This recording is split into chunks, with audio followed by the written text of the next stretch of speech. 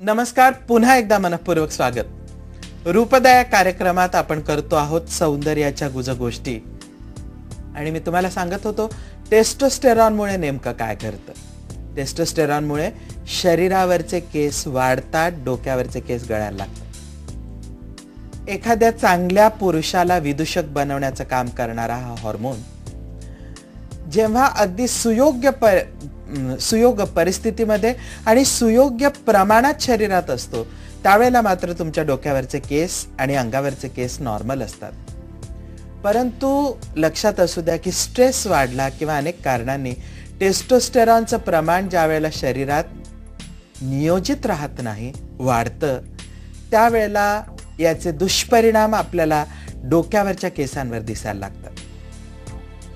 लक्षात असू द्या, हा एक असा हार्मोन आहे ज्याच्यामुळे डोक्यावरच्या सिबेशियस ग्रंथी सगळ्यात पहिले ऍक्टिव्हेट होतात। म्हणजे टाळू तेलकट व्हायला लागते आणि टाळू तेलकट व्हायला लागली की केसांच्या मुळाशी प्रचंड प्रमाणात सीबम साठायला लागतं आणि हे सीबम साठायला लागलं की टेस्टोस्टेरॉनचा परिणाम होऊन आणखीनही जास्त केस गळायला लागतात।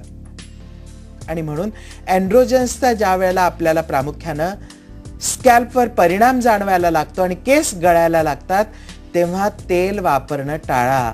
टाळू तेलकट होत असेल आणि केस गळत असतील तर केसांना आणि डोक्याला तेल न लावणं हा पहिला इलाज आहे केस गळणं थांबवण्यासाठी। लक्षात असू द्या, ही जरी नैसर्गिक प्रक्रिया घडत असली तरीही आज जिम मध्ये जाऊन प्रचंड बलिष्ठ अशी शरीर यष्टी तयार करणं हे एक फॅड झालेलं आहे। अंगावरती भरपूर मसल स्ट्रेंथ आणि प्रत्येक मसल टरारून फुगण्यासाठी केवळ नैसर्गिक आहार न घेता अनेक डायटरी सप्लिमेंट्स पण घेतले जातात।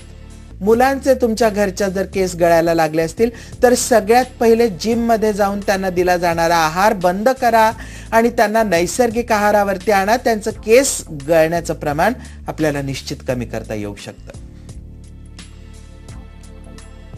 याच बरोबर लक्षात असू द्या की जिम मध्ये केले जाणारे एक्सेसिव्ह व्यायाम, जिम मध्ये तुम्ही जात नसलात आणि अचानक जाऊन खूप प्रचंड प्रमाणात तुम्ही व्यायाम सुरू केले तर त्याचाही केस गळतीवरती निश्चित परिणाम होतो। तुमचं केस गळण्याचं प्रमाण वाढू शकतं। म्हणजे पुरुषांमध्ये जर केस गळण्याचं प्रमाण वाढलेलं असेल तर त्याची प्रमुख कारणं जर तुम्ही शोधायचा प्रयत्न केला तर तुमच्या असं लक्षात येईल की मेल सेक्स हार्मोनमुळे या गोष्टी घडतायत। आणि हा मेल सेक्स हार्मोन टेस्टोस्टेरॉन हे पुरुषांमध्ये प्रमुख केस गळण्याचं कारण आहे। आणि म्हणूनच पुरुषांमध्ये जेव्हा आपण हेरिडिटरी हेअर लॉस किंवा पिढ्यानपिढ्या येणाऱ्या टक्कल याविषयी जेव्हा बोलतो तेव्हा परत लक्षात असू द्या की पिढ्यानपिढ्या येणारं टक्कलही पुन्हा एंड्रोजन्समुळेच असतं। या एंड्रोजन्सच्या परिणामामुळेच केस गळण्याचं प्रमाण वाढलेलं असतं आणि टक्कल पडायला सुरुवात झालेली असते।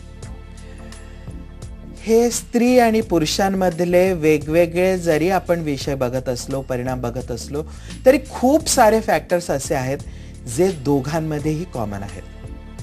म्हणजे पुरुषांमध्ये आणि स्त्रियांमध्ये एंड्रोजन हा तर एक असा फॅक्टर आहे जो दोन्हीकडे इंटरफिअर करतो। पुरुषांमध्ये तो प्रॉमिनंट असतो, स्त्रियांमध्ये तो कमी असतो, म्हणून त्याचे परिणाम कमी दिसतात। पण केस गळण्याच्या ओव्हरऑल प्रक्रियेमध्ये या हार्मोनचं कॉन्ट्रीब्युशन प्रमाण सगळ्यात जास्त असू शकतं।